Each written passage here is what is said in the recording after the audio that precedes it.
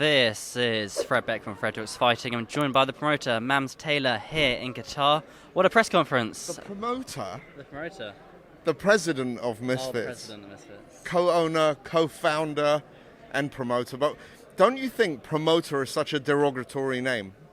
No, not at all. Really? Yeah. Comment below, guys, if you think it's a frowned upon name. I don't know.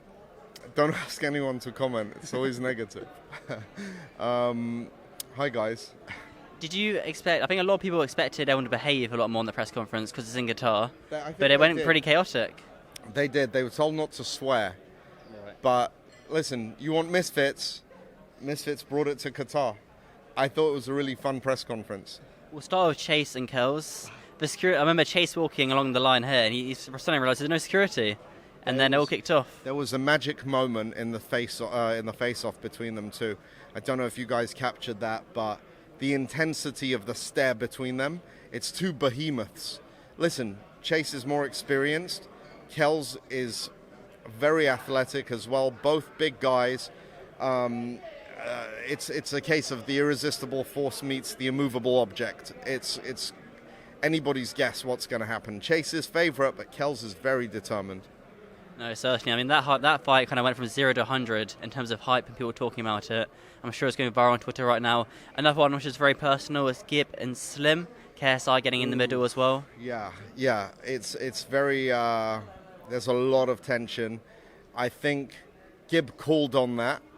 You know, that energy from KSI recently. He reignited it. I know there was beef before, but Gib reignited it and he got it from KSI. And now there's something brewing there. There's animosity brewing, you know. I think Slim feels confident that he has that support.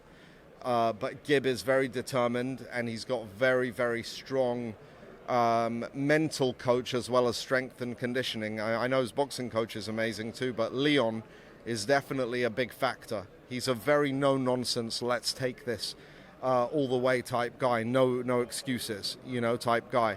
And I can see how Gib has taken that mentality on, but at the same time, Slim, I think Gib won the last press conference and Slim won this one.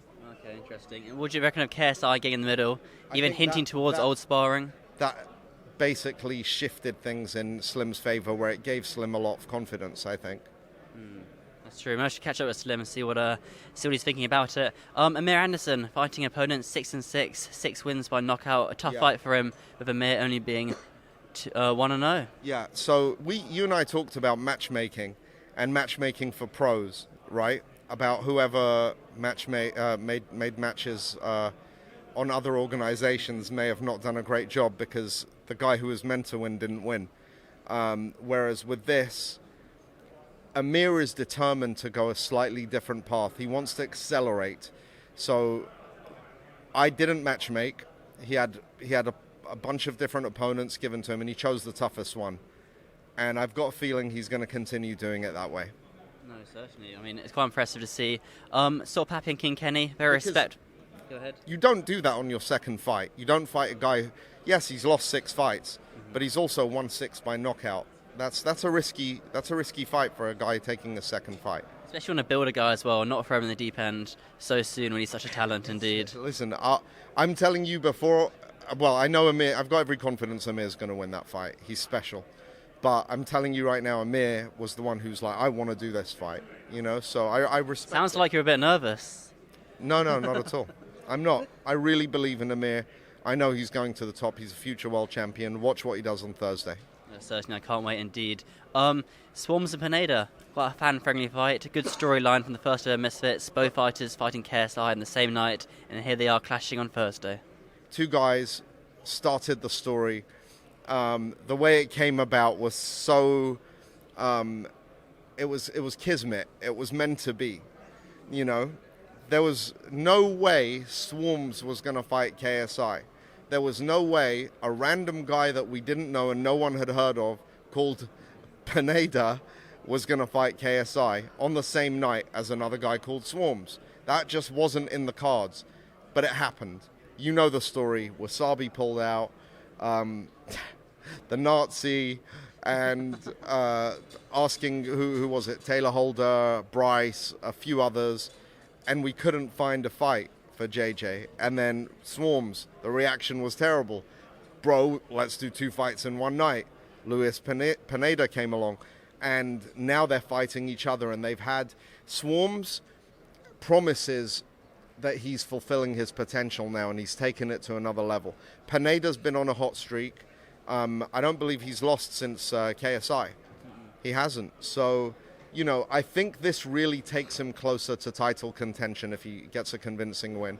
And if Swarms stops that from happening and takes the W, that's going to be a very much needed W for people to really restore their faith in what Swarms can bring. And then you can do the Ed Matthews rematch. It would make sense. It's good storyline sense. You beat the guy that beat Ed Matthews.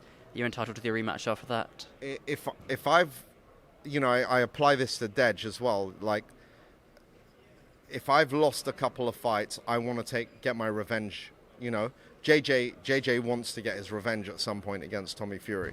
You know, so that's kind of the right mentality to have if you're a fighter. No, certainly. I can only.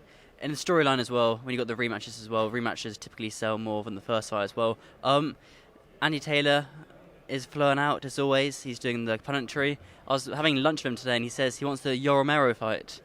Is that a possibility at all? I mean, Yoel fought the other day in a boxing match. It is a possibility. It's a very tough fight, but I'll speak to him about that. I thought it was a good shout from him. King Kenny sort of happy. We talked about that already. No, I haven't talked about that actually. Fantastic fight of the night contender.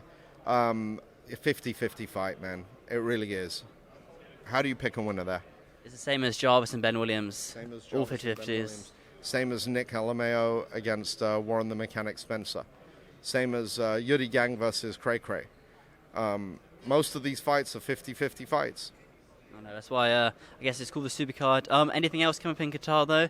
Any other surprises for the rest of the week? Yeah. Watch this space. We got the media workout tomorrow on the beach, I think. Yeah. Apparently, yeah. So Exactly. it looked pretty good. This place is amazing. I'm so happy to be here. It's unbelievable. What's the best thing about Qatar? What are you enjoying about it the most? I love the hospitality, the people, the warmth, the friendliness, the hotel, the airport, the architecture of the city. It's like Gotham, but super clean with no crime.